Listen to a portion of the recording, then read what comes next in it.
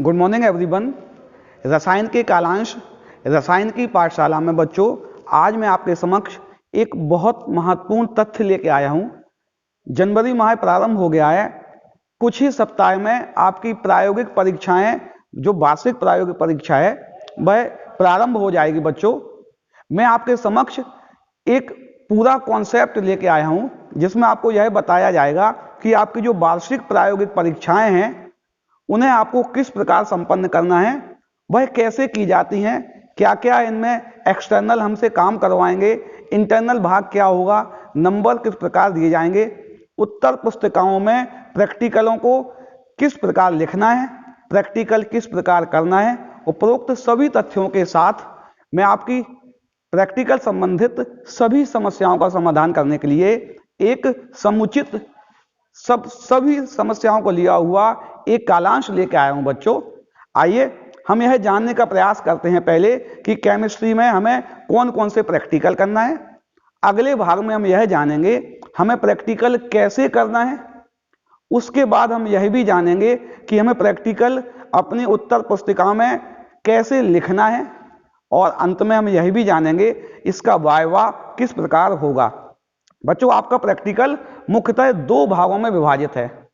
एक भाग वो है जो एक्सटर्नल बाह्य परीक्षक जो आपकी परीक्षा लेने आएगा, वह आपका निरीक्षण करेगा और निरीक्षण के आधार पर आपको अंक प्रदान करेगा। वह अंक अधिकतम 15 होंगे। कितने अंक होंगे बच्चों? वो 15 मार्क्स का जो एग्जाम होगा वो एक्सटर्नल लेगा। वह आपका मेन एग्जाम होता है। सबसे ज्यादा महत्व उसी का है, जो कि 15 नंबर हैं। पहले हम पहले भाग की बात कर लें, जिसमें 15 नंबर आते हैं। इस भाग में आपको 3 प्रयोग करने पड़ेंगे। कितने प्रयोग करने पड़ेंगे? 3 प्रयोग करने पड़ेंगे। इसके बाद आपका एक्सटर्नल वाइवा लेगा। प्रयोग कौन कौन से होंगे बच्चों? सभी प्रयोग हमने आपको करवा दिए हैं। आप अगर चाहें तो मेरे चैनल पर जाकर उपरोक्त प्रयोग संबंधित सभी तरह की जानकारियां आप ले सकते हैं।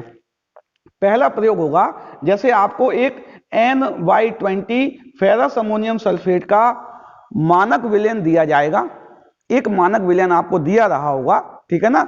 उस मानक विलयन की सहायता से अज्ञात सांद्रता वाले पोटेशियम परमैंगनेट विलयन की सांद्रता को ग्राम प्रति लीटर में ज्ञात करना है और नॉर्मलता को भी ज्ञात करना है। यह प्रयोग आपको लैब में खुद करना पड़ेगा। मैं अभी आपको बता दूंगा कैसे करना है, एक बार और बता दूंगा, लेकिन आपको खुद करना है। इसकी रीडिंग आपको खुद लेना है। जब आप यह प्रयोग कंप्लीट कर लेंगे, इस प्रयोग को करने के आपको 4 अंक मिलेंगे बच्चों।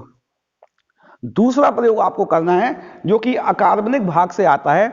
एक आपको पाउडर दिया होगा, एक आपको कंपाउंड दिया होगा। उस कंपाउंड में आप टेस्ट लगाएंगे और एक अम्लीय और एक क्षारीय मूलक को उस कंपाउंड में आप पहचानेंगे, ठीक है ना। एक यौगिक होगा या पाउडर के रूप में होगा सामान्यतः है, उसमें आपको एक अम्लीय और एक क्षारीय मूलक की पहचान करना है और उसको नोट कर लेना है, ठीक है ना।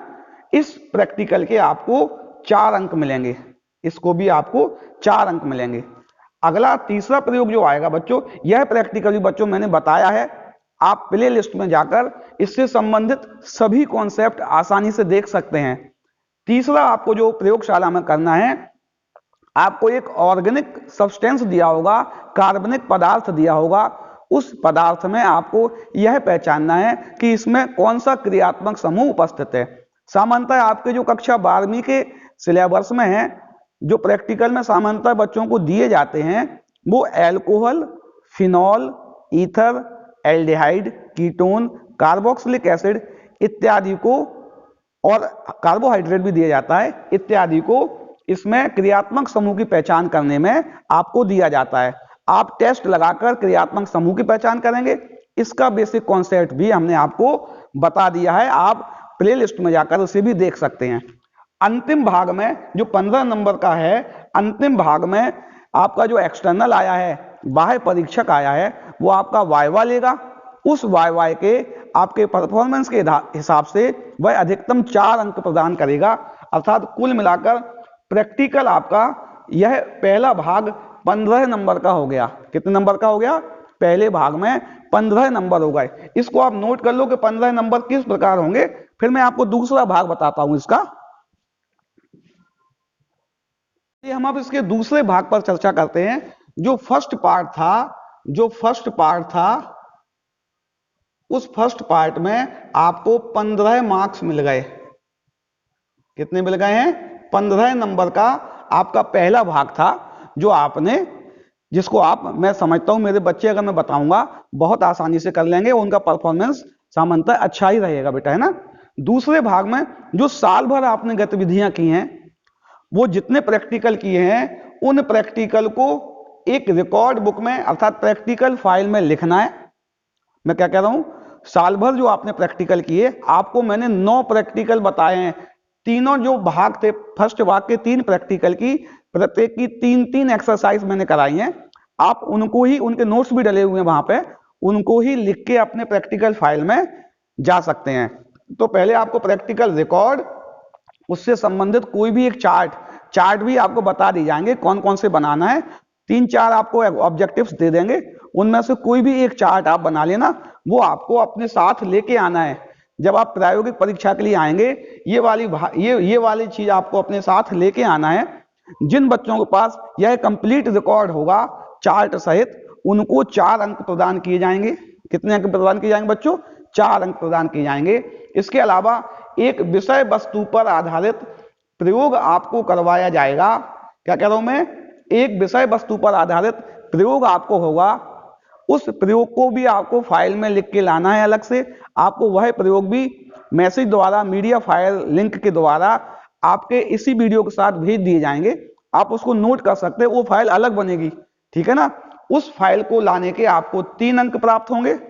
और एक प्रोजेक्ट फाइल भी बनेगी, इसका भी एक प्रोजेक्ट, मैं आपको 1 या 2 प्रोजेक्ट की लिंक भी भेज दूंगा, उससे आप प्रोजेक्ट नोट कर लेना, वही भी लेके आना है साथ में। प्रोजेक्ट फाइल लेके आना है। यह 8 अंकों का है, यानी कि प्रोजेक्ट फाइल 8, विषय वस्तु का प्रयोग 3 और प्रैक्टिकल का रिकॉर्ड और चार्ट सहित लेके आना है। इसके 4 अंक हैं। कुल मिला के यह भी कितने हो गए बच्चों? यह भी 15 अंक हो गए। यह भी कितने हो गए? 15 अंक हो गए। कुल मिला के आपका प्रैक्टिकल 30 अंक का हो गया।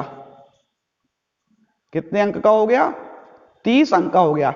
यह जो अंक हैं, यह आपके शिक्षक, जैसे मेरे, अगर जो विपिन बिहारी इंटर कॉलेज के बच्चे हैं, वहां हमारे जो शिक्षक हैं, हमारे साथी अध्यापक हैं, इनके नंबर हम लोग मिलके देंगे, ठीक है ना। जो भी आपका इंटरनल अध्यापक है, जो भी इंटरनल टीचर है, वह मुख्यतः इन 15 नंबर से आपको अंक देगा। वह आपके साल भर के परफॉर्मेंस के आधार पर दिए जाते हैं। पहले 15 अंक आपको लैब में जो तत्काल परफॉर्मेंस हो रहा है उस परफॉर्मेंस के हैं। यह 15 अंक आपको पूरे साल के परफॉर्मेंस के हैं। इस प्रकार आपके 30 अंक हो गए हैं, ठीक है ना। आइए अभी हम आपका जो पहला ऑब्जेक्टिव था कि हमें N/20 फेरस अमोनियम सल्फेट का मानक विलयन दिया हुआ है। इस मानक विलयन से हम इस विलयन की ग्राम प्रति लीटर में सांद्रता और नॉर्मलता किस प्रकार ज्ञात करेंगे, ठीक है ना। नॉर्मलता और सांद्रता हम कैसे ज्ञात करेंगे, इसको जानने का प्रयास करते हैं। आइए हम विपिन बिहारी इंटर कॉलेज की सुसज्जित लैब के माध्यम से आपको यह बताना चाह रहे हैं कि आपके जो ऑब्जेक्टिव्स के मुख्य 3 प्रयोग हैं वो कैसे होते हैं। पहले प्रयोग के लिए चलिए हम लैब में चलते हैं।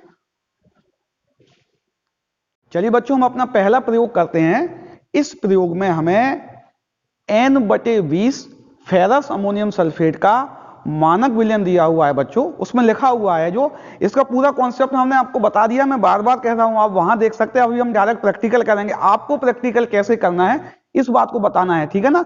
N/20 फेरस अमोनियम सल्फेट का ये मानक विलयन होगा। यह अम्लीय किया हुआ मिलेगा आपको, इसमें अम्ल भी मिलाया हुआ है, ठीक है नहीं। अम्ल का क्या उपयोग है, इस बात की व्याख्या भी वहां की गई है, क्यों कैसे किया गया वो हमें मालूम है सब कुछ। ये आपको एक अम्लीय फेरस अमोनियम सल्फेट का मानक विलयन मिला हुआ है। इसकी नॉर्मलता N/20 है, ठीक है ना।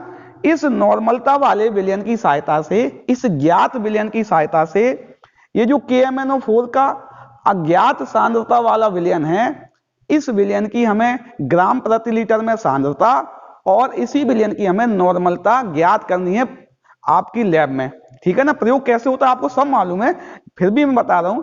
जब आप प्रैक्टिकल करेंगे, आप क्या करेंगे, इस ब्यूरेट में 0 के निशान तक इस अज्ञात नॉर्मलता वाले KMnO4 विलयन को भर लेंगे। मैंने भर लिया है पहले से। और अब आप क्या करेंगे, ये जो 25 ml का पिपेट है, 25 ml के पिपेट की सहायता से आप इस ज्ञात सांद्रता वाले फेरस अमोनियम सल्फेट, जिसकी नॉर्मलता N/20 दी हुई है, उसको पिपेट की सहायता से लेंगे और लेने के बाद इस बीकर में इस 25 ml विलयन को डाल देंगे, जो कि अम्लीय फेरस अमोनियम सल्फेट का N/20 का विलयन है। अब इसमें आप बूंद बूंद करके KMnO4 डालेंगे। क्या डालेंगे, इस विलयन में बूंद बूंद करके KMnO4 डालेंगे। जैसे ही KMnO4 डालेंगे, KMnO4 फेरस अमोनियम सल्फेट के Fe डाई पॉजिटिव को Fe3 पॉजिटिव में ऑक्सीकृत करने लगेगा। ऑक्सीकरण अभिक्रिया प्रारंभ हो जाएगी। जब तक ऑक्सीकरण अभिक्रिया चलेगी तब तक इसका कलर गायब होता रहेगा। जैसे ही हम एक बूंद डालेंगे इसका कलर गायब हो जाएगा, लेकिन जैसे ही ऑक्सीकरण अभिक्रिया कंप्लीट हो जाएगी उसके बाद यदि हम एक बूंद KMnO4 डालेंगे तो वो अपना कलर देगा और वह कलर हल्का और स्थायी गुलाबी होगा। तो हमें इस KMnO4 को बूंद बूंद करके तब तक डालना है, मैं कह रहा हूं बूंद बूंद करके डालना बच्चों, है ना, जब तक विलयन का कलर हल्का और स्थायी गुलाबी नहीं आ जाता है। जिस रीडिंग पर, क्योंकि कुछ बच्चों ने कहा था सर रीडिंग नहीं दिख रही है, क्योंकि ब्यूरेट बहुत दूर है, इतने में मैं देख के आपको बताऊंगा। जिस रीडिंग पर आपका हल्का और स्थायी गुलाबी कलर आ जाए उस रीडिंग को आप नोट कर लेना। यही प्रयोग आपको 3 बार दोहराना है। मैं अभी 2 बार दोहराऊंगा केवल, अभी तीसरी बार आप समझ जाएंगे तो आप खुद कर सकते हैं, ठीक है ना। चलिए मैं चालू करता हूं। पिपेट की सहायता से ज्ञात सांद्रता वाला फेरस अमोनियम सल्फेट का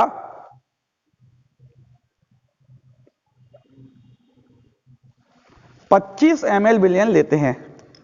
बेटा इस पिपेट में 25 ml का एक निशान लगा होता है। अगर ये ज्यादा भर जाए तो ऊपर से हाथ ढीला करके आप छोड़ देना और छोड़ने पर ये अपने आप 25 ml पे आ जाएगा। मैंने तो 25 ml पूरा लिया है। आप जैसे ही निशान दिखेगा और निशान पर नहीं दिख रहा है, निशान जहां तक ऊपर आ जाएगा तो आप थोड़ा छोड़ना, नीचे आ जाएगा विलयन। हमने पिपेट की सहायता से 25 ml ज्ञात सांद्रता वाला अम्लीय फेरस अमोनियम सल्फेट विलयन ले लिया है। इस विलयन का हम पोटेशियम परमैंगनेट द्वारा ऑक्सीकरण करवा रहे हैं बच्चों। क्या करवा रहे हैं? ऑक्सीकरण करवा रहे हैं। बूंद बूंद करके हम इसमें KMnO4 डालेंगे। अच्छा, आप एक बात और भी देखिए, इसका गुलाबी कलर दिख रहा है, जैसे ही हमने हिलाया यह गायब हो रहा है। इसका मतलब ऑक्सीकरण अभिक्रिया संपन्न हो रही है।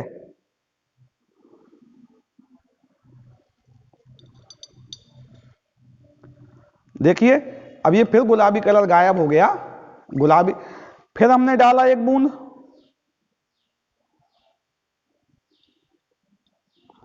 और इसका कलर फिर गायब हो गया। अब कलर आना लगभग चालू हो रहा है बेटा, क्योंकि ज्यादा सांद्रता वाला। कुछ बच्चों ने कहा सर हमारी रीडिंग कम आ रही है, इसमें भी रीडिंग कम ही आएगी आपकी। ये कम रीडिंग वाला ही प्रैक्टिकल होगा सामान्यतः आपका।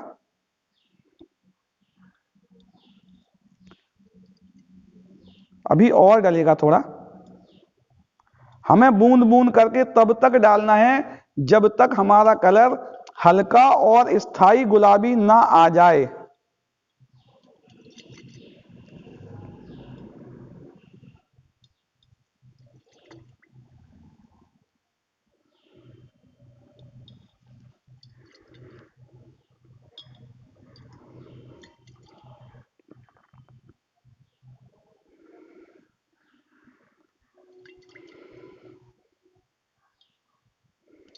अभी गुलाबी कलर आना चालू हो रहा है बेटा, 1 मिनट में साफ कर लूं इसको।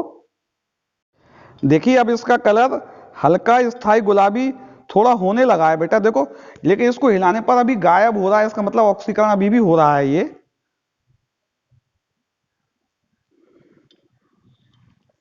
ये देख गुलाबी कलर आया, हिलाने पर गायब हो रहा, मतलब ऑक्सीकरण अभी चल रहा है। अब देखो बेटा इसका कलर हल्का और स्थायी गुलाबी आ गया। अगर इसमें एक बूंद और भी कम डलती है, सावधानी हो गई बेटा। हल्का और स्थायी गुलाबी कलर हमारा आ गया है, आपको दिख रहा होगा ना, हल्का भी है, स्थायी गुलाबी कलर है। इस रीडिंग को बच्चों हम नोट कर लेंगे। क्या करूं मैं?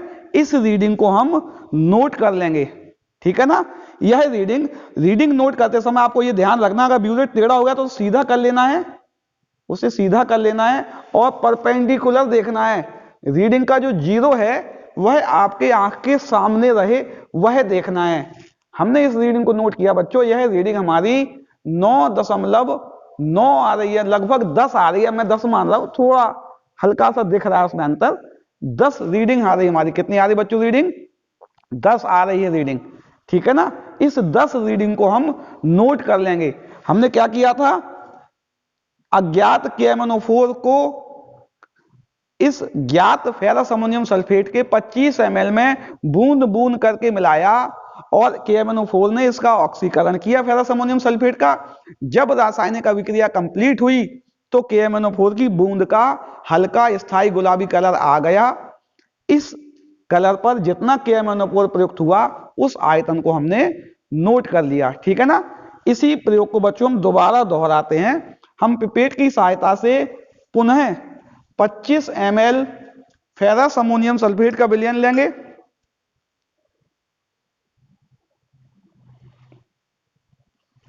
यहां 25 ml का निशान लगा होता है बेटा, उस निशान तक इसको हम ले जाएंगे। अब ये निशान तक आ रहा है धीरे धीरे नीचे होके। 25 ml हमने पुनः विलयन लिया और इसको हमने इस कॉनिकल फ्लास्क में डाल दिया। बेटा कॉनिकल फ्लास्क लेना ज्यादा उपयोगी होता है बीकर की जगह, क्योंकि कॉनिकल फ्लास्क में जो अगल बगल का एरिया है वो छोटा होता है, इसलिए विलयन कम लगता है और त्रुटि होने की संभावना भी कम रहती है।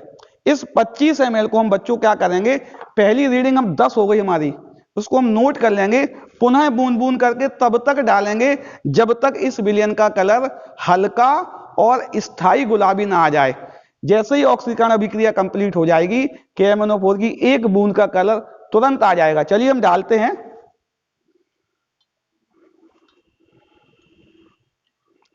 आपको दिख रहा होगा ये गुलाबी कलर गायब हो रहा है, इसका मतलब KMnO4 ऑक्सीकृत कर रहा है इस ज्ञात सांद्रता वाले विलयन को।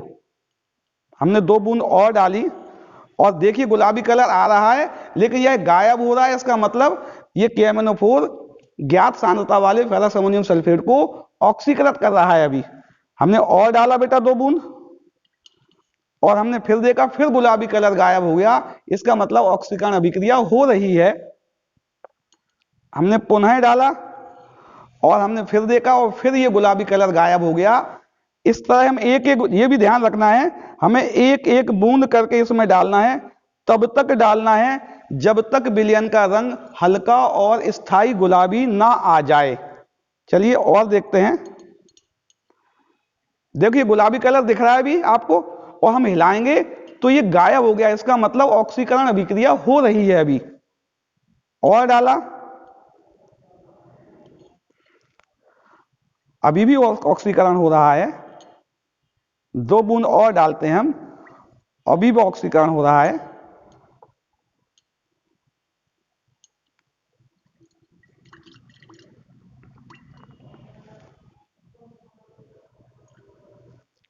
अब देखिए बेटा आपका कलर स्थायी गुलाबी आ गया है, अभी भी थोड़ा कम हल्का है बेटा, 1 बूंद और भी कम गिर सकती थी इसमें। ये आपका स्थायी गुलाबी कलर आ गया है। KMnO4 जैसे ही हमने डाला, अंतिम बिंदु पर आपका स्थायी गुलाबी कलर आ गया है। इस अंतिम बिंदु की रीडिंग को हम पुनः नोट कर लेंगे। मैं क्या कर रहा हूं, पुनः नोट कर लेंगे, क्योंकि हमने ब्यूरेट को 0 तक नहीं भरा था, इसलिए 10 के बाद जो आगे आया होगा, अब इसकी रीडिंग 19.5 पर आई है। कितने पर आई बच्चों, सीधे कर लें थोड़ा, 19.6 हो गई। अच्छा 19.6 आई है, 10 से प्रारंभ किया था, 19.6 आई है, अर्थात इसकी रीडिंग 9.6 आई है। कितना यूज हुआ बेटा, 9.6 यूज हो गया। इस रीडिंग को भी नोट कर लेंगे। इसी प्रकार हम एक तीसरी रीडिंग भी करेंगे, नंबर 3 रीडिंग करेंगे, और तीनों रीडिंगों का एवरेज आप अपनी मूल रीडिंग मानेंगे। मान लीजिए तीसरी रीडिंग भी आपकी 9.6 आती है, तो कॉमन हो गया 9.6, यानी प्रयुक्त KMnO4 का आयतन 9.6 हो जाएगा। इस आयतन के हिसाब से अभी हम इसकी गणना करते हैं बेटा। गणना वाले भाग को भी आपको लिखना है, ठीक है ना। कैसे लिखना है वो भी बताया जाएगा। उपरोक्त रीडिंग को आप नोट कर लेंगे, आपको ही करना है ये प्रैक्टिकल, मैं नहीं रहूंगा उस समय आपके साथ, आपको खुद करना है बेटा प्रैक्टिकल, है ना। आपको समझ में आ रहा है। 3 बार प्रैक्टिकल करेंगे, तीनों रीडिंगों को नोट करेंगे, जो कॉमन होगी उसको लिख देंगे, अथवा तीनों को जोड़कर 3 का भाग देके एवरेज लिख देंगे, है ना। चलिए अब इसकी गणना करते हैं। गणना कैसे होगी वो देखते हैं। पहला प्रयोग आप लोग कर लेंगे जैसा कि मैंने बताया बच्चों। अब आपको अपनी उत्तर पुस्तिका में उस प्रयोग को लिखना है। क्या कह रहा हूं मैं, आपको अपनी उत्तर पुस्तिका में जो आपको आंसर शीट मिलेगी, उस आंसर शीट में उस प्रयोग को आपको लिखना पड़ेगा बेटा। आप क्या करेंगे, आंसर शीट में कैसे लिखेंगे, सबसे पहले आप प्रयोग क्रमांक 1 लिखेंगे। आपका प्रयोग क्रमांक 1 दिया हुआ था, वो उसका पूरा उद्देश्य लिखेंगे। जो उद्देश्य आपको प्रैक्टिकल में दिया हुआ होगा अपनी कॉपी में, पहले आप उसी उद्देश्य को लिखेंगे। उद्देश्य में दिया हुआ था, दिए गए N/20 फेरस अमोनियम सल्फेट के मानक विलयन था, उसकी सहायता से अज्ञात KMnO4 की ग्राम प्रति लीटर में सांद्रता और नॉर्मलता ज्ञात करनी थी हमें। यह हमें दिया हुआ था, ठीक है ना बेटा। इसकी समीकरण जब हमने प्रयोग किया, हमने प्रयोग में देखा था KMnO4 सल्फ्यूरिक अम्ल की उपस्थिति में फेरस अमोनियम सल्फेट का ऑक्सीकरण कर रहा था। उस ऑक्सीकरण की अभिक्रिया हमें लिखनी पड़ेगी बच्चों। इसका विस्तृत वर्णन मैंने पिछले वीडियो में किया हुआ है, आप अनुमापन संबंधी वीडियो देखेंगे, इसकी बहुत व्याख्या की है बेटा मैंने। कम से कम 20 और 25 मिनट समझाया गया है इस बात को कि यह रिएक्शन कैसे आएगी। आपको याद नहीं करना है, आपको सीधा जाके समझना है। आप निश्चित लिख लेंगे इसको बेटा, है ना, मुझे मालूम है आप लिख लेंगे। आपने इसके बाद प्रयोग के बाद आप लिखेंगे सिद्धांत या समीकरण लिखेंगे, और उसके बाद आप प्रेक्षण तालिका बनाएंगे। ये सब इसी क्रम में आपको अपनी प्रायोगिक उत्तर पुस्तिका में जो आंसर शीट है उसमें लिखना है बेटा, है ना। आप जब आपने पहला प्रयोग किया था पिपेट में हमने 25 ml फेरस अमोनियम सल्फेट लिया था। कितना लिया था बेटा, 25 ml फेरस अमोनियम सल्फेट लिया था, और ब्यूरेट को 0.00 ml तक भर दिया था। हमने देखा था ना बेटा अभी, जब हमने रीडिंग ली थी और जहां हल्का और स्थायी गुलाबी कलर आया था, वह बिंदु 10 ml पे आया था। कितने पे आया था बेटा, 10 ml पे हल्का और स्थायी गुलाबी कलर आया था। तो प्रयुक्त KMnO4 हो गया 10 ml, 0 से 10 तक पहुंचे 10 ml प्रयुक्त हो गया। जब हमने दूसरा प्रयोग किया था, हमने फिर पिपेट में 25 ml फेरस अमोनियम सल्फेट लिया था, और हमने इसको हल्का और स्थायी होने तक इसमें KMnO4 डाला था, और हमारा 19.6 ml पर हल्का स्थायी गुलाबी कलर आ गया था, ठीक है ना। तो 10 से चालू किया, 19.6 पे आया, अर्थात इसमें से इसको घटा देंगे, मतलब लिखने पहले 10 से प्रारंभ किया, यहाँ 10 लिखना पड़ेगा बेटा। प्रारंभ किया 10 ml से, समाप्त हुआ 19.6 ml में, तो प्रयुक्त हो गया 9.6 ml, ठीक है ना। एक तीसरा प्रयोग आपको करना था, मैंने बताया था। हमने माना आपने तीसरा प्रयोग किया, 25 ml लिया, 19.6 ml पे हम चले, 29.2 ml पर हम रुक गए। यहां से यहां तक जाने में भी 9.6 ml आपका KMnO4 प्रयुक्त हो गया। अगर अलग अलग आता है तो तीनों को जोड़कर 3 का भाग देना है। मैंने अभी अपने मन से 9.6 माना है। चलिए हम गणना करते हैं इसकी हम गणना करते हैं। गणना में हमें क्या क्या दिया हुआ है, हमें दिया हुआ है फेरस अमोनियम सल्फेट का आयतन, जो कि हमने पिपेट में लिया था, 25 ml दिया हुआ है, ठीक है ना। फेरस अमोनियम सल्फेट का आयतन जो कि हमने पिपेट में लिया था 25 ml दिया हुआ है, और फेरस अमोनियम सल्फेट की नॉर्मलता भी दी हुई है हमें। नॉर्मलता हमें दी हुई है 1/20 N, यह लिखा हुआ है बेटा, प्रयोग में दिया हुआ है। दूसरी बात, हमें KMnO4 का आयतन हमें मिल गया जो कि फेरस अमोनियम सल्फेट के 25 ml को ऑक्सीकृत कर रहा था, वह आयतन 9.6 ml है, 9.6 ml है। और हमें KMnO4 विलयन की नॉर्मलता ज्ञात करनी है। क्या ज्ञात करनी है? ये सब इसी क्रम में आपको प्रायोगिक उत्तर पुस्तिका में लिखना है। हम जानते हैं बेटा, यहां लिख दें, जगह कम इसलिए, नॉर्मलता समीकरण हम जानते हैं। थोड़ा डार्क नहीं आ रहा, दूसरा स्केच पेन ले लें। चलिए, मिल नहीं रहा है, इसको देखना। नॉर्मलता समीकरण जानते हैं, N1V1 इक्वल टू N2V2, और यह हमने फेरस अमोनियम सल्फेट के लिए ले लिया और यह KMnO4 के लिए लिए, अर्थात फेरस अमोनियम सल्फेट की नॉर्मलता, इसका आयतन, और KMnO4 की नॉर्मलता और इसका आयतन। चलिए रखें। N1 फेरस अमोनियम सल्फेट की नॉर्मलता 1/20 है, V1 इसका आयतन 25 है, N2 KMnO4 की नॉर्मलता हमें ज्ञात करनी है और V2 का मान 9.6 है। इसको हमने सॉल्व किया, N2 इक्वल टू आ गया, N2 इक्वल टू 25/20 गुणा 9.6, 5 से 5 बार, 5 से 4 बार, यानी इसको जब कैलकुलेट करेंगे बेटा 0.13 N इसकी नॉर्मलता आ गई। ये सब इसी क्रम में आपको लिखना है। हमारा पहला प्रश्न हल हो गया, नॉर्मलता आ गई, सांद्रता निकालनी है हमें, सांद्रता निकालनी है। सांद्रता का सूत्र होता है नॉर्मलता गुणा तुल्यांकी भार, नॉर्मलता गुणा तुल्यांकी भार, ठीक है ना। ये भी हमने निकालना बच्चों सिखाया है प्रैक्टिकल, अभी मैं डायरेक्ट लिखूंगा, इसको हमने विस्तृत वर्णन किया है, आपको वहां जाके देखना पड़ेगा अगर कॉन्सेप्ट क्लियर नहीं है तो। अब क्या होगा, नॉर्मलता कितनी दी भाई, सांद्रता इक्वल टू, नॉर्मलता आ गई 0.13 और तुल्यांकी भार होता है बेटा 31.6। KMnO4 का तुल्यांकी भार 31.6 होता है। अणु भार बेटा 158 होता है, 5 का भाग जाता है क्योंकि 5 इलेक्ट्रॉन चेंज होते हैं, उसको बताया गया बेटा। इसको हमने क्या किया, इसको हमने सॉल्व कर लिया, इसको सॉल्व किया तो सांद्रता आ गई 4.108 ग्राम प्रति लीटर। आपको उसको सॉल्व कर लेना बेटा, है ना, हो सकता है कैलकुलेशन थोड़ा मिस्टेक हो, आप इसको सॉल्व करना, अप्रोक्स इतना ही आएगा। अब हमने लिख दिया परिणाम, क्या लिख दिया बेटा, परिणाम। जो हमसे पूछा गया था उसका हमने प्रैक्टिकल किया, उसकी कैलकुलेशन की और उसका रिजल्ट आया, क्या आया भाई, दिए गए अज्ञात KMnO4 विलयन की नॉर्मलता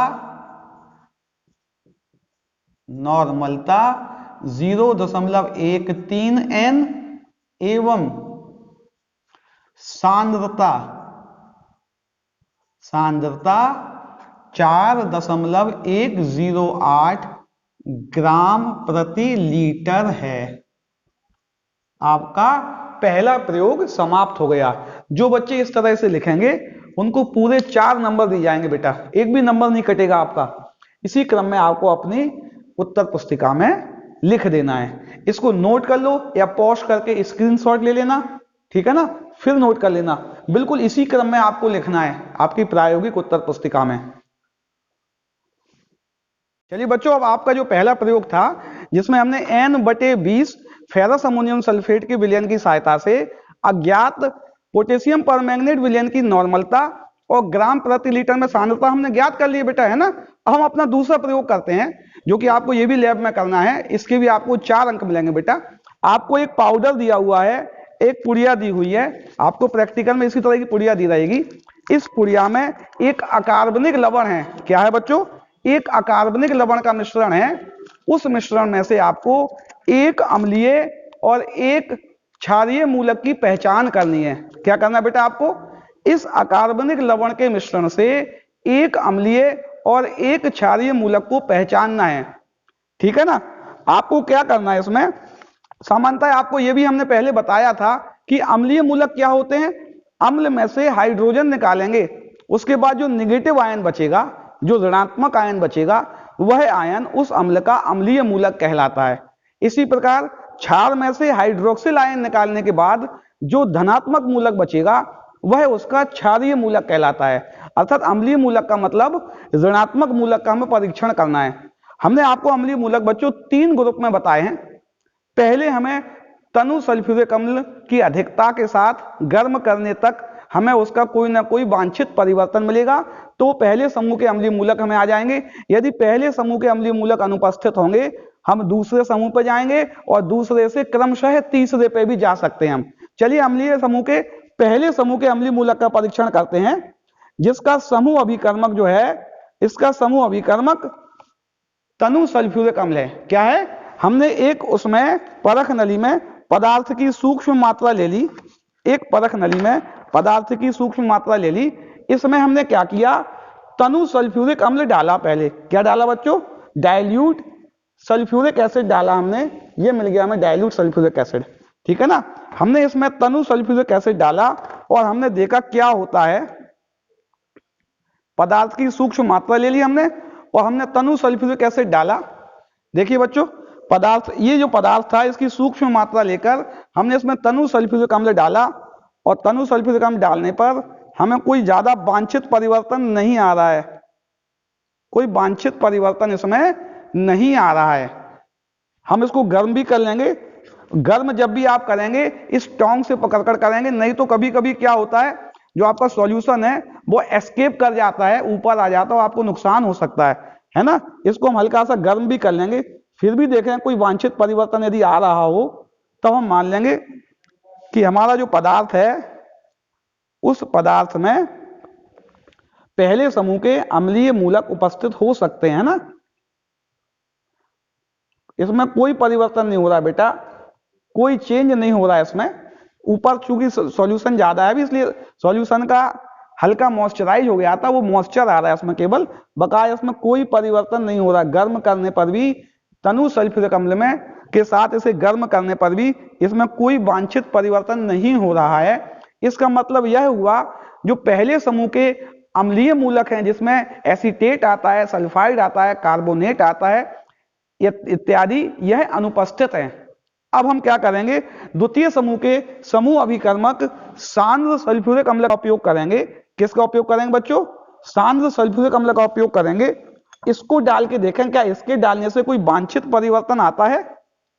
चलिए इसको हम डालते हैं। सांद्र सल्फ्यूरिक अम्ल हमने डाला और डालने पर हल्का सा हम इसको गर्म होकर करके देखें। सांद्र सल्फ्यूरिक अम्ल हमने डाला और सांद्र सल्फ्यूरिक अम्ल डालने के बाद हमने इसको हल्का सा गर्म किया। धीरे धीरे गर्म करना है, अगर एकदम गर्म करोगे बच्चों तो आपकी परख नली टूट सकती है। ठीक है ना, परख नली टूट सकती है। सांद्र सल्फ्यूरिक अम्ल डालने के बाद इसे हमने हल्का हल्का गर्म किया बेटा। इसमें से कुछ गैस निकल रही है जिसका कलर सर्टेन नहीं दिख रहा है, निश्चित रंग नहीं दिख रहा, हल्की श्वेत सी लग रही है बच्चों, है ना, क्योंकि दूध है उस पर नहीं दिख रहा है, हल्की श्वेत, कुछ परिवर्तन इसमें हो रहा है, कुछ गैस निकल रही है। यह गैस, इसकी गंध हम सूंघते हैं बेटा। गंध कैसी है, बहुत तीक्ष्ण गंध वाली गैस है बेटा। थोड़ी गंध और सूंघने, गंध को हवा से सूंघना है, ऐसे तीक्ष्ण गंध वाली गैस आ रही है बच्चों, बहुत तीक्ष्ण गंध वाली गैस आ रही है। अर्थात यह गैस हमारी क्लोराइड हो सकती है। क्या हो सकती है बेटा, यह गैस क्लोराइड हो सकती है। क्लोराइड गैस का अगर हमें कंफर्मेशन टेस्ट लगाना है कि यदि यह हमारी गैस क्लोराइड है, उसको यदि हम कंफर्म करना चाहते हैं, हम क्या करेंगे, इसमें अमोनियम हाइड्रोक्साइड से भीगी हुई छड़ ले जाएंगे। इसके परख नली के मुंह पर अमोनियम हाइड्रोक्साइड से भीगी हुई छड़ ले जाएंगे। यदि अमोनियम हाइड्रोक्साइड से भीगी हुई छड़ ले जाने पर यहां श्वेत धूम्र आता है, यहां श्वेत धूम्र आता है, तब हम मानेंगे कि हमारा क्लोराइड निश्चित हो गया। हमने अमोनियम हाइड्रोक्साइड से भीगी हुई छड़ ले गए। यहां ना पप्पू, यहाँ अमोनियम हाइड्रोक्साइड से, बेटा यहाँ ना अमोनियम हाइड्रोक्साइड से, इसको लाओ यहाँ पे, इसको ये पकड़ के लाओ। अमोनियम हाइड्रोक्साइड से जब हम भीगी हुई छड़ ले गए तो आपको दिख रहा होगा श्वेत धूम्र निकल रहा है। दिख रहा है ना बच्चों? श्वेत धूम्र निकलना इस बात को प्रमाणित कर रहा है कि हमारे दिए गए अकार्बनिक पदार्थ का एक अम्लीय मूलक क्लोराइड आयन है। अर्थात हमें अम्लीय मूलक बच्चों मिल गया था जो कि हमारा क्लोराइड आयन था। क्या था? इस पदार्थ का अम्लीय मूलक क्लोराइड आयन था। क्लोराइड आयन की पुष्टि हो गई है। चलिए हम इसका अब एक क्षारीय मूलक पहचानते हैं। हम क्या करते हैं? इस पदार्थ में एक क्षारीय मूलक की पहचान करते हैं। बच्चों हमने क्षारीय मूलक की पहचान करना आपको बताया था। हम शून्य समूह से चालू करेंगे और क्रमशः जाते हुए छठवें समूह तक जाएंगे। जिस समूह में उस समूह के समूह अभिकर्मक द्वारा वांछित परिवर्तन आ जाए, हमारा जो क्षारीय मूलक होगा उसी समूह का होगा। सभी समूहों के एक समूह अभिकर्मक भी हैं, उन समूह अभिकर्मक को क्रमशः डालेंगे। सबसे पहले हम क्या करेंगे? शून्य समूह के समूह अभिकर्मक सोडियम हाइड्रोक्साइड से इस पाउडर की पहचान करने का प्रयास करेंगे। क्या सोडियम हाइड्रोक्साइड से यह हमारा पदार्थ है कोई वांछित परिवर्तन कर रहा है? क्या यह सोडियम हाइड्रोक्साइड है जो कि शून्य समूह का समूह अभिकर्मक है। हमने इसमें इसको टोंग से पकड़कर इसमें सोडियम हाइड्रोक्साइड डाला। क्या डाला बच्चों? हमने उसमें सोडियम हाइड्रोक्साइड डाला और सोडियम हाइड्रोक्साइड डालने पर पदार्थ में कोई परिवर्तन नहीं हो रहा है अभी। और गर्म करके देख लेते हैं बेटा, गर्म करके देखेंगे पदार्थ में कोई परिवर्तन नहीं हुआ अभी। गर्म करके भी देखा हमने,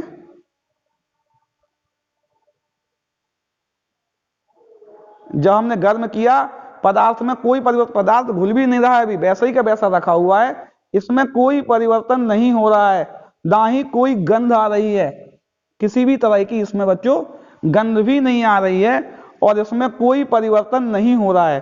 अर्थात इसका मतलब यह हुआ कि शून्य समूह का समूह अभिकर्मक इस पदार्थ से कोई वांछित परिवर्तन नहीं दे रहा है। अर्थात ये जो पाउडर है जिसमें हमें अम्लीय और क्षारीय मूलक की पहचान करनी है, उस पाउडर में शून्य समूह का अभिकर्मक या शून्य समूह का रिएजेंट अमोनियम एब्सेंट है। अर्थात इसमें अमोनियम नहीं है बेटा, इसमें अमोनियम नहीं है, शून्य समूह हमारा अनुपस्थित हो गया। शून्य समूह के बाद हम आगे बढ़ेंगे और हम प्रथम समूह पे जाएंगे। किस पे जाएंगे बच्चों? हम अब शून्य समूह से आगे बढ़ते हुए अब हम प्रथम समूह पे जाएंगे। हम देखते प्रथम समूह में, प्रथम समूह का समूह अभिकर्मक बच्चों हमारा हाइड्रोक्लोरिक एसिड होता है। एक्सेस में भी डाल सकते हैं उसे हम अधिकता में भी डाल सकते हैं, ठीक है ना। हाइड्रोक्लोरिक अम्ल को हम अधिकता में भी ले सकते हैं। ये हमने पाउडर लिया। इस पाउडर में हम अब प्रथम समूह के समूह अभिकर्मक हाइड्रोक्लोरिक एसिड क्या डालेंगे? Hydrochloric acid. आपको दिख रहा होगा क्या है? पहले समूह का समूह अभिकर्मक हाइड्रोक्लोरिक एसिड हम इसमें डालते हैं। अब देखते हैं क्या वांछित, अधिकता में भी डाल सकते हैं आप बच्चों। वैसे इसको ड्रॉपर से डालना है। आज चूंकि लैब में ड्रॉपर अवेलेबल नहीं था इसलिए मैं बोतल से डायरेक्ट डाल रहा हूं। अधिकता में डाल देना बेटा, मैं ना कम नहीं पड़ना चाहिए, ज्यादा डाल दो कोई बात नहीं। हाइड्रोक्लोरिक एसिड को हमने डाला और इसको गर्म भी कर दिया। डालकर हमने इसको गर्म भी कर दिया। देखिए गर्म हो गया पदार्थ। और जब हम गर्म किया तो ये एक अवक्षेप से हमें प्राप्त हो रहा है, एक हमें अवक्षेप प्राप्त हो रहा है बेटा। हमें दिख भी रहा होगा एक हमें अवक्षेप प्राप्त हो रहा है हाइड्रोक्लोरिक एसिड डालने पर। अभी इसको थोड़ा देर रखा रहने देंगे ना तो ये बैठ भी जाएगा अवक्षेप। अभी ये अवक्षेप मिला हुआ है, आपको दिख रहा होगा ये अवक्षेप आ रहा है। यह अवक्षेप धीरे धीरे करके नीचे बैठ जाएगा और पूरे अवक्षेप को हम नीचे जब और गर्म कर लें जिससे कि पदार्थ अच्छी तरह से हाइड्रोक्लोरिक अम्ल से रिएक्शन कर ले। इस अभिक्रिया से बेटा हमें अवक्षेप प्राप्त हो रहा है। हम इसको थोड़ा 1-2 मिनट रखा रहने देंगे और रखने के पश्चात इस अवक्षेप को हम छान लेंगे। क्या करेंगे? इस अवक्षेप को हम छान लेंगे। एक परख नली में एक इसको रख दें थोड़ी देर बेटा। ये रखने पर क्या होगा, अवक्षेप नीचे बैठ जाएगा और एक फिल्टर पेपर द्वारा इस अवक्षेप को हम एक फिल्टर पेपर लेंगे। फिल्टर पेपर को ऐसे मोड़ के लगा देते हैं, देख लगा हुआ है ना, इसको हल्का मोड़ के लगाया जाता है जिससे कि अवक्षेप अच्छी तरह से आ जाए। इस पूरे अवक्षेप को हम हल्का सा हिला भी लेंगे बेटा, क्योंकि ये उसमें पूरा आ जाए फिल्टर पेपर ज्यादा अच्छा है ना। इसको हम फिल्टर पेपर से अवक्षेप को यहां उड़ेल देंगे और फिल्टर पेपर से हम छान लेंगे। एक टेस्ट ट्यूब देना पप्पू। अवक्षेप को क्या करेंगे बेटा, हम इस अवक्षेप को हम छान लेंगे, है ना। नीचे फिल्ट्रेट जो बचा है वो कुछ नहीं है, ऊपर जो अवक्षेप आ रहा है वो हमारे काम का है बेटा, है ना। अवक्षेप हमारे काम का है और फिल्ट्रेट जो बचेगा उससे हमें कोई यूज नहीं करना है, उस फिल्ट्रेट का कोई यूज नहीं करना है। केवल हमारा यूज जो अवक्षेप है, वो जो अवक्षेप आया तनु सल्फ्यूरिक अम्ल द्वारा जो अवक्षेप आया, उस अवक्षेप को हम छान लेंगे। ये जो अवक्षेप है इसको हमने क्या किया, छान लिया। अगर थोड़ा बहुत अवक्षेप रह भी जाता है बेटा तो सल्फ्यूरिक अम्ल और मिला देंगे हम, सॉरी हाइड्रोक्लोरिक अम्ल और मिला देंगे हम। हमने इसको क्या किया, इस अवक्षेप को हमने छान लिया, ठीक है ना। अब छनित पदार्थ के, ये छनित पदार्थ आ गया है, इसको एक दूसरे फिल्टर पेपर पर रख दें क्योंकि ये पहले से गीला है। इस छनित अवक्षेप के में हमने क्या किया, एक परख नली में इसकी सूक्ष्म मात्रा को हमने लिया। इस अवक्षेप की सूक्ष्म मात्रा को किसमें ले लिया हमने, एक परख नली में ले लिया, ठीक है ना। और इसमें हम क्या करेंगे, इसमें हम पोटेशियम आयोडाइड का विलयन मिलाएंगे। किसका विलयन मिलाएंगे, पोटेशियम आयोडाइड का विलयन इसमें हम मिलाएंगे। देखिए ये अवक्षेप आपको दिख रहा है बेटा, ये जो अवक्षेप आया ये आपको दिख रहा है ना, अवक्षेप है ये अवक्षेप आया था। इस अवक्षेप को हमने एक परख नली में लिया और उसमें हम पोटेशियम आयोडाइड मिलाएंगे। यदि विलयन का रंग पीला आता है, यदि विलयन का रंग पीला आता है तो हमारा पहले समूह का समूह अभिकर्मक लेड हो जाएगा, क्योंकि पहला समूह उपस्थित तो हो ही गया था, उसका समूह अभिकर्मक देखना है। हमने इसमें पोटेशियम आयोडाइड मिलाया और देखिए बच्चों, पोटेशियम जैसे ही आयोडाइड मिलाया पीला विलयन बन गया हमारा। कैसा विलयन बन गया, विलयन का रंग पीला हो गया। पीला होना इस बात को प्रदर्शित कर रहा है, थोड़ी देर रख देंगे तो पीला अवक्षेप आ जाएगा बेटा इसका। पीला होना इस बात को प्रदर्शित कर रहा है कि जो हमारा विलयन है उस विलयन में क्षारीय मूलक लेड पीबी डाई पॉजिटिव उपस्थित हो गया, पीबी डाई पॉजिटिव उपस्थित हो गया। अगर इसको हमें कंफर्मेशन टेस्ट करना है, इसका हमें निश्चयात्मक परीक्षण करना है बेटा, हम क्या करेंगे, इस अवक्षेप के दूसरे भाग में, इस अवक्षेप का एक भाग और ले लिया हमने, इस दूसरे भाग में पोटेशियम डाइक्रोमेट मिला देंगे। क्या मिला देंगे, पोटेशियम डाइक्रोमेट मिला देंगे। और इसको मिलाने से नारंगी दिख रहा है, इसको मिलाने से भी विलयन का कलर पीला ही आएगा। कैसा आएगा, पीला कलर आएगा। और पीला आ जाए तो हम कंफर्म हो जाए कि हमारा लेड निश्चित है। देखिए डार्क पीला आ जाएगा और डार्क पीला आना इस बात को प्रदर्शित करेगा कि दिए गए हमारे सॉल्यूशन में जो लेड है वह कंफर्म हो गया। देखिए पीला कलर आ रहा ना बेटा, डार्क पीला आ रहा है, और डार्क पीला कलर आना इस बात को प्रदर्शित करेगा कि हमारे दिए गए अकार्बनिक लवण के मिश्रण में हमारा जो क्षारीय मूलक है वह क्षारीय मूलक लेड डाई पॉजिटिव है, जो कि प्रथम समूह का है। बेटा हम छोटा सा रिकैप दे दें, हमने एक पाउडर मिला था, इस पाउडर में हमें एक अम्लीय एक क्षारीय मूलक की पहचान करनी थी। अम्लीय मूलक के 3 ग्रुप थे। पहला समूह तनु H2SO4 द्वारा अनुपस्थित होने पर दूसरे समूह में हमने क्लोराइड आयन की पहचान कर ली थी, अर्थात क्लोराइड आयन हमारा अम्लीय मूलक आ गया। क्षारीय मूलक को हमने पहले शून्य समूह से पहचाना, शून्य समूह का अमोनियम मूलक अनुपस्थित था। प्रथम समूह में आए समूह अभिकर्मक की सहायता से हमें अवक्षेप प्राप्त हुआ था, हमें प्रथम समूह का समूह अभिकर्मक लेड मिल गया, जिसका हमने कंफर्मेशन टेस्ट भी लगा लिया, अर्थात हमारा अम्लीय मूलक क्लोराइड आयन हो गया और क्षारीय मूलक लेड हो गया, पीबी डाई पॉजिटिव। उपरोक्त सबको हम परीक्षा उसमें नोटबुक में लिखना भी अभी आपको बताएंगे। अब हमारा तीसरा अंतिम प्रयोग बचा है, हमें एक कार्बनिक पदार्थ दिया हुआ होगा, उस कार्बनिक पदार्थ में हमें क्रियात्मक समूह की पहचान करनी। चलिए तीसरा प्रयोग करते हैं हम।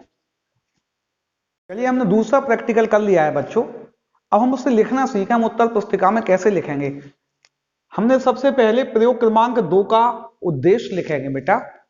अपनी जो आंसर शीट है, प्रायोगिक उत्तर पुस्तिका प्रयोगशाला में जो आपको आंसर शीट मिली है लिखने को, नोटबुक मिली है जो, उस पर पहले आप प्रयोग क्रमांक 2 डालेंगे और 2 का उद्देश्य लिखेंगे। दिए गए कार्बनिक लवण में एक अम्लीय व एक क्षारीय मूलक की पहचान करना। आपने पहचान कर ली है, ठीक है ना। कैसे लिखेंगे, ये बेटा लाइन खींचिए, ये अलग पेज पे लिखना है आपको, पेज के बगल में ही नहीं लिखना है। एक पेज पे ये लिखना है, एक पेज पे ये लिखना है, ठीक है ना। दोनों अलग अलग पेज पे लिखना है। सबसे पहले हमने अम्लीय मूलक की पहचान की थी, ये आपने देखा था ना अम्लीय मूलक में। आपने सबसे पहले क्या किया था, पाउडर लिया था, उस पाउडर में प्रथम समूह के अम्लीय मूलकों की पहचान करने के लिए तनु HCl या तनु H2SO4 कोई भी डाल सकते हैं, है ना, कुछ भी डाल सकते हैं। आपने शायद H2SO4 डाला था अभी। हमने क्या लिखा, हम पदार्थ लिख रहे हैं, क्या था, पदार्थ प्लस तनु H2SO4 अधिकता में डाला। हमने किस में डाला था बच्चों, अधिकता में, और कुछ भी चेंज नहीं हुआ था। हमने इसको गर्म भी कर दिया था। हमने अधिकता में डालने के बाद इसे गर्म भी किया था और इसमें आया था कोई परिवर्तन नहीं, कोई परिवर्तन नहीं, कुछ परिवर्तन नहीं हुआ था हमारा। जब नो चेंज रहा था, इसका मतलब प्रथम समूह के अम्लीय मूलक अनुपस्थित हो गए। कौन कौन से होते हैं आपको मालूम है बेटा। फिर मैं आपसे कह रहा हूं, पुनः कह रहा हूं, बार बार यही कहूंगा, पिछले वीडियो में जाकर आप इसका विस्तृत वर्णन कर सकते हैं। आपको लिखना है प्रथम समूह के अम्लीय मूलक अनुपस्थित, ठीक है ना। अच्छा, आगे हमने क्या किया था, प्रयोग में देखा होगा आपने, हमने पदार्थ लिया था प्लस सांद्र H2SO4 डाला था, और वह भी हम अधिकता में भी डाल सकते हैं बेटा, है ना। अगर कम पड़ जाए तो अधिकता में भी डाल सकते हैं ना। और प्लस हमने जैसे ही गर्म किया था, जैसे ही गर्म किया था, तीक्ष्ण गंध वाली हल्की श्वेत थी बेटा, बहुत कम कलर दिख रहा था। हम लिख सकते हैं गैस लिख दें, क्योंकि हमें कम दिख रहा था ना, बहुत हल्की श्वेत थी, हमने देखी थी उसको, गैस। हम लिखेंगे क्लोराइड मूलक, जिसको कि हम Cl- कहते हैं, हो सकता है। इसी क्रम में लिखना है बेटा आपको, है ना, कॉपी में इसी क्रम में लिखना है, प्रैक्टिकल होगा। तीसरा हमने किया था परख नली के मुंह पर अमोनियम हाइड्रोक्साइड से भीगी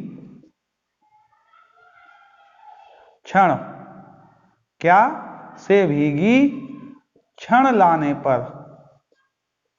क्या हुआ था, NH4Cl का श्वेत गाढ़ा धूम्र, यही आया था ना, तो Cl- निश्चित हो गया था। यही लिखना है आपको, है बेटा।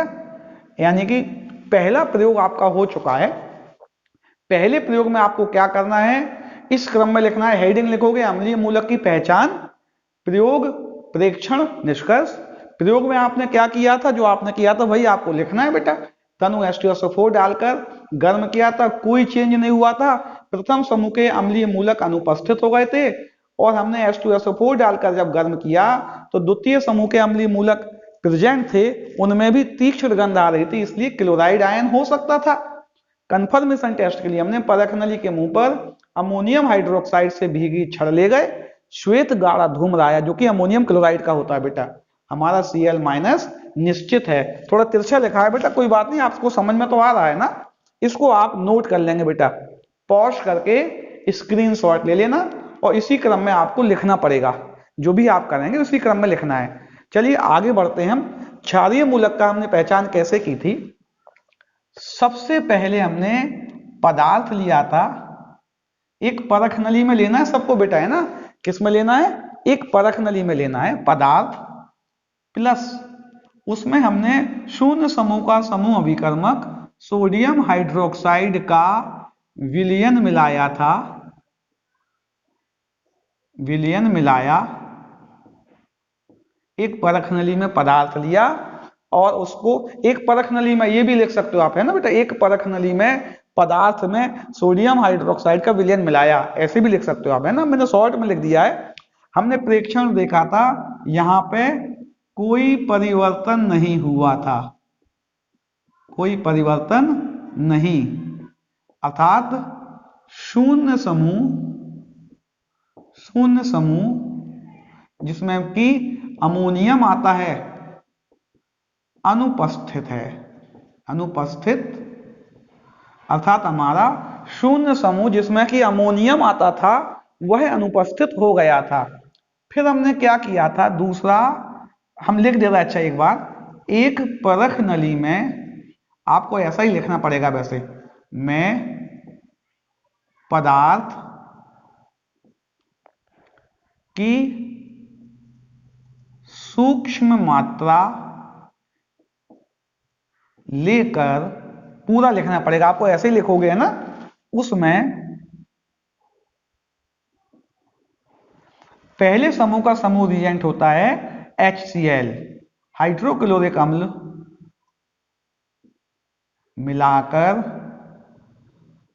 मिलाकर गर्म किया। पहले मिलाने से ही हमें दिख गया था कि हल्का अवक्षेप आने लगा था, और हमने गर्म किया तो हमें श्वेत अवक्षेप आया। कैसा आया था बच्चों? श्वेत अवक्षेप प्राप्त होता है। अर्थात जब श्वेत अवक्षेप आ गया तो हमारा प्रथम समूह उपस्थित और पीवी डाई पॉजिटिव हो सकता है। प्रथम समूह का समूह अभिकर्मक HCl मिलाने पर श्वेत अवक्षेप आना पीवी डाई पॉजिटिव की उपस्थिति संभावित बता रहा था। इसको हमने क्या किया, तीसरे में अवक्षेप को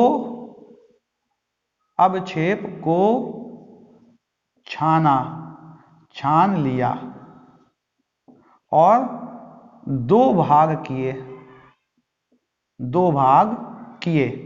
हमने दो भाग किए भी थे बेटा, है ना, छानकर दो भाग किए। ए, पहले भाग में पोटेशियम आयोडाइड विलयन, क्या मिलाया था हमने? पोटेशियम आयोडाइड विलयन मिलाया। इसी क्रम में लिखना बेटा, है ना। हमने प्रेक्षण क्या देखा? प्रेक्षण देखा, पीला विलयन आया था हमारा। कैसा आया था? पीला विलयन प्राप्त होता है। Pb+2 निश्चित, एक निश्चित का परीक्षण और भी किया था हमने बेटा, दोनों लिख दें और अच्छी बात है। बी किया था दूसरे भाग में पोटेशियम डाइक्रोमेट का विलयन मिलाया। यहां हुआ था गहरा पीला अवक्षेप और यह भी Pb+2 निश्चित हो गया। दिख रहा है नीचे कि नहीं दिख रहा है आपको? वैसे दिख रहा होगा, मैं देखो, अच्छा हाँ दिख रहा है। Pb+2 निश्चित हो गया। एक पेज पे आप ये लिखेंगे, अगले पेज पे यह लिखेंगे, तो आपके अम्लीय और क्षारीय मूलक पहचान हो गई है। आपको परिणाम लिखना है, परिणाम लिखना है। क्या परिणाम हो गया? परिणाम हो गया दिए गए अकार्बनिक लवण में अम्लीय मूलक क्लोराइड यानी कि Cl- एवं क्षारीय मूलक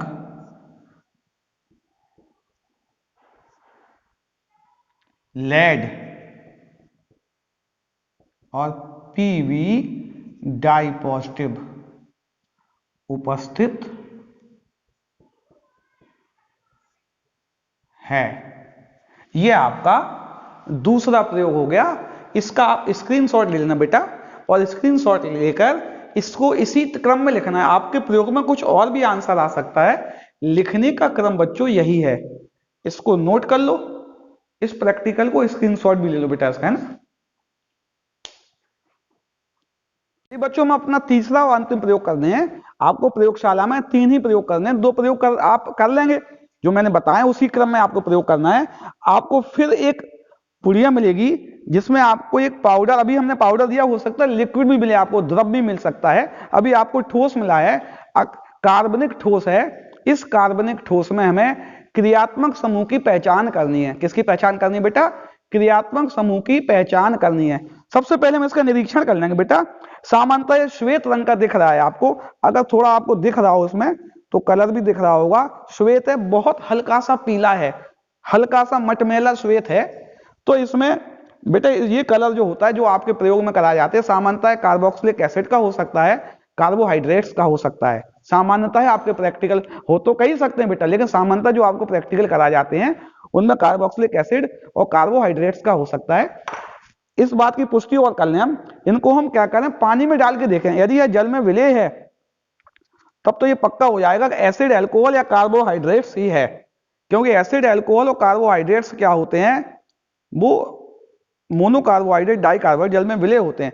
हमने इसको जल में मिलाया और यह पूर्णतः विलेय हो गया बेटा। कैसा हो गया ये? जल में 100% सोल्यूबल हो गया। देखिए मैक्सिमम पार्ट इसका सोल्यूबल हो गया, देखो आपको पूरा विलयन बन गया, अर्थात यह जल में विलेय है। तो जो आपके कक्षा 12वीं के प्रैक्टिकल में है उनमें सामान्यतः यह कार्बोहाइड्रेट्स हो सकता है, कार्बोक्सिलिक एसिड हो सकता है, अल्कोहल या फिनॉल हो सकता है। आपके प्रैक्टिकल में सामान्यतः इतने ही है। आपको क्या करना है, अलग अलग सबके टेस्ट लगाने हैं, जिसका टेस्ट लग जाए वह हो गया। तो सामान्यतः में देखने पे लग रहा है ऐसा, यह कार्बोहाइड्रेट हो सकता है। हम पहले क्या करेंगे, कार्बोहाइड्रेट के टेस्ट लगाएंगे। और बेटा कार्बोहाइड्रेट में भी 2 कार्बोहाइड्रेट आपके सिलेबस में है, ग्लूकोज और सुक्रोज। पहले हम चेक कर लें कि यह कार्बोहाइड्रेट्स है।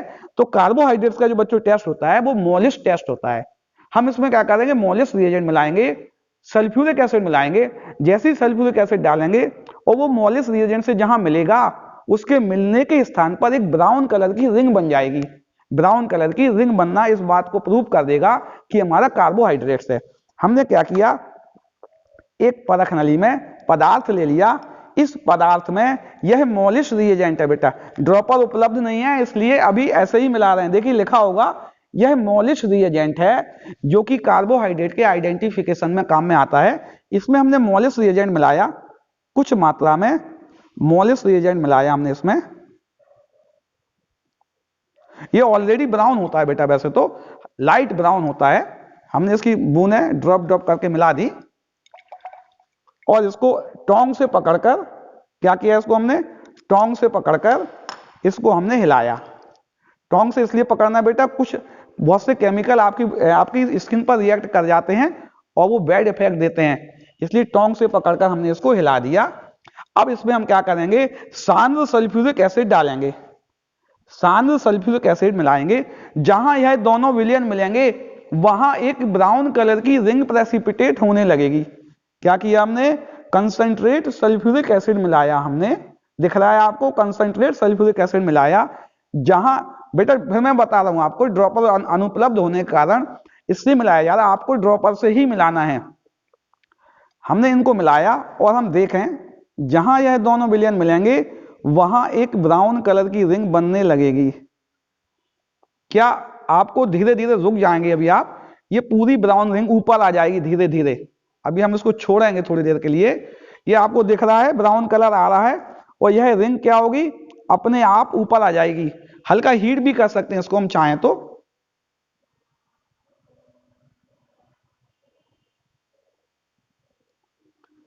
इसको थोड़ी देर स्थिर रखेंगे बेटा।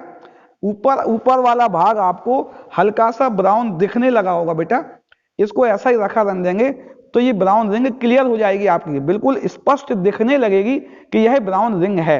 इसको रखा रहने देते हैं। इससे हमें यह तो संभावित हो गया कि हमारा पदार्थ कार्बोहाइड्रेट है, क्यों इसमें ब्राउन रिंग धीरे धीरे बनने लगी है। 2-3 मिनट पश्चात पूरा ब्राउन वाला पार्ट ऊपर आ जाएगा और जो रंगहीन पार्ट है वह नीचे रह जाएगा। इसको हम रख दे रहे हैं यहाँ पे, 2 मिनट बाद पुनः निरीक्षण कर लेंगे। हमें यह अंदाज हो गया कि हमारा जो दिया गया पदार्थ है वह कार्बोहाइड्रेट हो सकता है। इसमें हम ग्लूकोज और सुक्रोज का टेस्ट लगाएंगे, ठीक है ना। पहले हम ग्लूकोज का टेस्ट लगाएंगे। सामान्यतः आपको ग्लूकोज ही दिया जाता है कार्बोहाइड्रेट्स में। ग्लूकोज के लिए हमें पदार्थ में जो पदार्थ होगा उस पदार्थ की सूक्ष्म मात्रा लेंगे। पदार्थ की मात्रा ले ली हमने, उस पदार्थ में हम फेहलिंग विलयन मिलाएंगे ए और बी। सामान्यतः ए और बी को मिश्रण रखा हुआ होता है, मैंने मिला के रखा हुआ है। फेलिंग सॉल्यूशन ए और बी का मिक्सचर रखा हुआ है। ये जो मिक्सचर है यह फेलिंग सॉल्यूशन ए और फेलिंग सॉल्यूशन बी का मिक्सचर है, ठीक है ना। क्योंकि ग्लूकोज एल्डोस होता है, एल्डिहाइडिक ग्रुप होता है, और फ्रैक्टोज सुक्रोज जो होता है, सुक्रोज की भी हम बात ही नहीं कर रहे हैं, ग्लूकोज एल्डोस होता है, अर्थात यह एल्डिहाइडिक ग्रुप का टेस्ट देता है। और एल्डिहाइडिक ग्रुप का टेस्ट इसमें क्या होता है, यदि हम इसको मिलाएंगे, फेलिंग सॉल्यूशन को मिलाएंगे और मिलाकर गर्म करेंगे तो कलर ब्राउन, डार्क ब्राउन ना कहकर सिंदूरी कलर आ जाएगा। कैसा आ जाएगा, सिंदूरी कलर आ जाएगा। पहले हमने फेलिंग विलयन मिलाया और अभी तो बेटा कुछ दिख ही नहीं रहा है। अब तो ये टेस्ट क्या गलत होने वाला है क्या, अभी तो इसमें कुछ परिवर्तन ही नहीं दिख रहा है। हमने फेलिंग विलयन मिलाया, कोई चेंज नहीं हुआ कलर में। लेकिन हम गर्म करके देखते हैं बेटा, अगर गर्म करके कलर ब्राउन हो रहा है, सिंदूरी लाल हो रहा है, तो कार्बोहाइड्रेट में ग्लूकोज पक्का हो जाएगा। चलिए हम गर्म करते हैं बेटा, गर्म करके देखते हैं इसको। क्या गर्म करके विलयन का कलर सिंदूरी लाल हो रहा है, इस बात को भी हम देखते हैं बेटा। अभी इसको लगातार गर्म करेंगे और इसका कलर बेटा लाल होना प्रारंभ हो गया। आपको दिख रहा होगा कलर लाल होना प्रारंभ हो गया है। इसका जो कलर है देखिए चेंज होने रहा है, कलर चेंज होने लगा है और ये लाल की तरफ जा रहा है नीले से। अब नीले से यह कलर लाल की तरफ जा रहा है बेटा, है ना। देखिए लाल की तरफ जा रहा है कि नहीं जा रहा है। और ये कलर हमें आप अब लग रहा है बेटा यह रेड हो गया। आपको पास इसलिए ले आए कि प्रैक्टिकल अलग से दिखे। वैसे बेटा आप ऐसा नहीं करना है, इसमें रिस्क है ना, आपको टेबल पर ही प्रैक्टिकल करना है। मैं तो इसलिए बता रहा हूं कि आपको अच्छे से दिखे। देखिए हमने इसको गर्म किया, फेलिंग सॉल्यूशन ए और बी मिला के सिंदूरी लाल कलर, थोड़ा रखेंगे प्रेसिपिटेट लाल आ जाएगा, ब्राउनिश रेड होगा। कैसा होगा बेटा, या रेडिश ब्राउन का है, क्या रेडिश ब्राउन प्रेसिपिटेट आएगा। और रेडिश ब्राउन प्रेसिपिटेट आना इस बात को प्रदर्शित कर रहा है कि हमारा जो कार्बोहाइड्रेट्स था वह ग्लूकोज। देखिए बेटा ये रिंग आ गई ब्राउन रिंग, अभी इसको रख दिया तो यह ब्राउन रिंग आपके ऊपर आ गई है, दिख रहा है ना आपको। अर्थात इसमें जो हमारा कार्बनिक पदार्थ था, इस कार्बनिक पदार्थ का हमारा जो क्रियात्मक समूह था वह कार्बोहाइड्रेट में ग्लूकोज था, यानी पदार्थ ही मिल गया। अभी तो हमें यहाँ पे क्रियात्मक समूह के यानी कीटोनिक समूह है, सॉरी एल्डिहाइडिक समूह मिल गया हमें। तो हमारा तीसरा जो ऑब्जेक्टिव था कि दिए गए पदार्थ में पदार्थ को पहचानिए और उसका क्रियात्मक समूह भी बताइए। पदार्थ कार्बोहाइड्रेट था, कार्बोहाइड्रेट में भी ग्लूकोज था और ग्लूकोज का क्रियात्मक समूह एल्डिहाइडिक होता है, वो भी हमने पहचान लिया फेलिंग विलयन ए और बी से। आपको बच्चों तीनों प्रैक्टिकल पहचान लिए, आपकी लैब का काम मुख्यतः समाप्त हो चुका है। पहले हमने अनुमापन करना सीख लिया है, मैं तो बता चुका हूं पहले भी, लेकिन आपको अनुमापन करना है। उसके बाद आपको अम्लीय और क्षारीय मूलक की पहचान करनी है। अनुमापन में अपनी रीडिंग हमें याद है, हम वो रीडिंग लिखेंगे, ठीक है नहीं। उसके बाद हमने अम्लीय क्षारीय मूलक की पहचान कर ली और उसके बाद हमने कार्बनिक लवण में क्रियात्मक समूह पहचान लिया। उपरोक्त तीनों के परिणाम हम अपनी नोटबुक में भी लिखेंगे। चलिए अब आपको यह सिखाते हैं कि नोटबुक में इस प्रैक्टिकल को किस प्रकार लिखा जाएगा। मैं लिख के सीधा नोटबुक आपको भेजूंगा, है ना। नोटबुक में कैसे लिखेंगे इस बात को भी हम जानते हैं। बच्चों, हमने जो तीसरा प्रैक्टिकल किया है उसको कैसे लिखेंगे, हमें उद्देश्य दिया था, दिए गए कार्बनिक यौगिक जो प्रयोग क्रमांक 3 था उसको पहचानना था और क्रियात्मक समूह की भी जानकारी करनी थी। ठीक है ना बेटा। ये हमने कैसे किया था यही भी लिख लें हम। हमें जो पदार्थ मिला था हमने देखा था उसकी भौतिक अवस्था जो थी वो ठोस था, ठोस पाउडर था, है ना, ठोस पाउडर था। कलर कैसा था हमने आपको दिखाया था, मटमैला, मटमैला यानी कि हल्का पीला भी कह सकते हैं, श्वेत था और उसकी गंध नहीं थी बेटा, सामान्यतः गंध नहीं आ रही थी। लेकिन अगर थोड़ा मॉइस्चर आ जाता उसमें, क्योंकि हमने कर लिया तो उसकी मीठी गंध आती है। कैसी आती थी, मीठी गंध। अगर मॉइस्चर आ जाता तब, वैसे उसमें गंध नहीं थी, अभी हमने प्रैक्टिकल किया था उसमें कोई गंध नहीं थी। जल में विलेय था, विलेय था जल में, जल में क्या था, विलेय था। और बच्चों सामान्यतः तत्व आपको N और S वाले यौगिक नहीं दिए जाएंगे आपके प्रैक्टिकल में, नाइट्रोजन और सल्फर के यौगिक आपको नहीं दिए जाएंगे, सामान्यतः आप लिख देंगे, इसलिए इसका नहीं कराया था हमने। N और S अनुपस्थित, आपको नाइट्रोजन और सल्फर युक्त तत्व नहीं, यौगिक नहीं दिए जाएंगे, इसलिए आपको सब में N और S अनुपस्थित लिख देना है। ठीक है ना।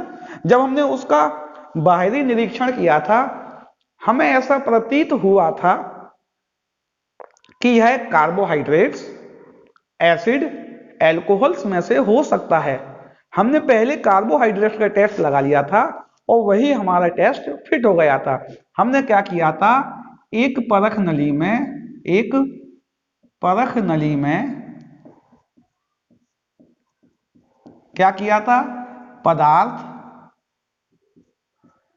की सूक्ष्म मात्रा लेकर उसमें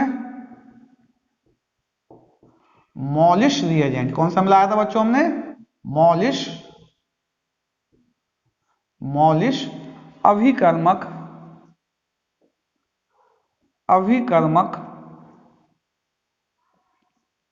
मिलाया एवं परख नली की दीवार के सहारे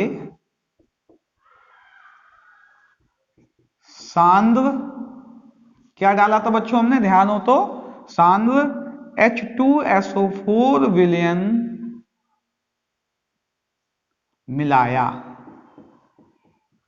क्या हुआ था बेटा, जब हमने ये किया था तब क्या हुआ था, हमने देखा था ब्राउन रिंग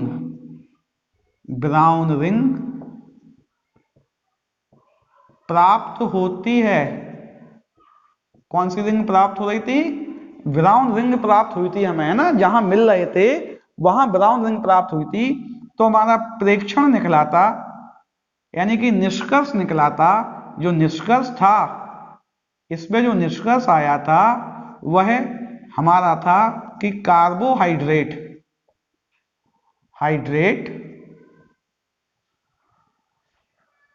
मतलब लिखेंगे दिया गया यौगिक, क्या लिखेंगे बेटा, दिया गया यौगिक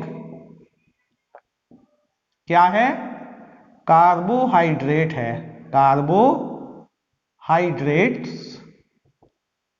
है। हमें यह मालूम चल गया था कि हमारा जो यौगिक है वह कार्बोहाइड्रेट है। ठीक है ना। अब हमने इसको, कार्बोहाइड्रेट आपके सिलेबस में दो हैं, ग्लूकोज और सुक्रोज।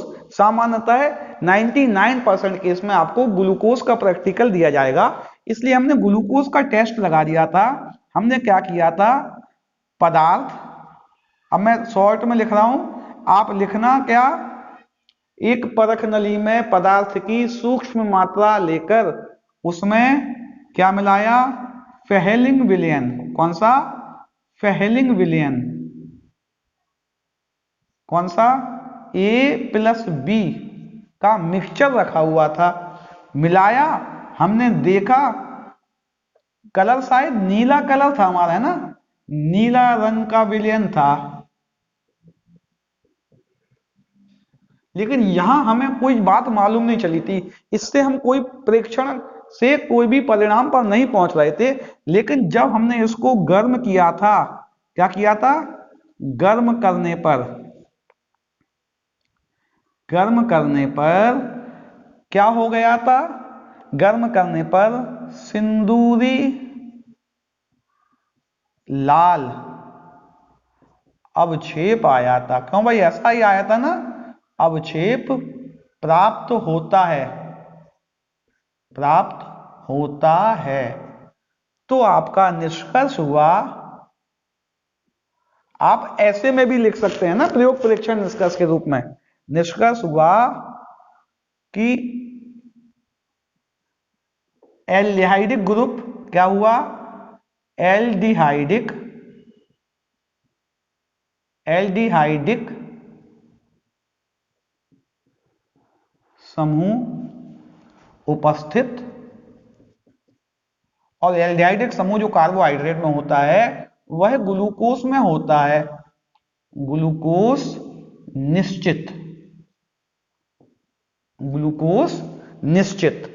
अब आप इसका परिणाम लिख देंगे, यहां से लिख देंगे परिणाम। अब आप इसका परिणाम लिख देंगे। बच्चों ये एक लाइन में नहीं लिखना, फिर मैं कह रहा हूं, एक पेज पे ये लिखना है, अगले पेज पे ये जाके लिखना है, उसके बाद परिणाम लिखना है। क्या लिखना है भाई, दिए गए कार्बनिक, दिए गए कार्बनिक पदार्थ में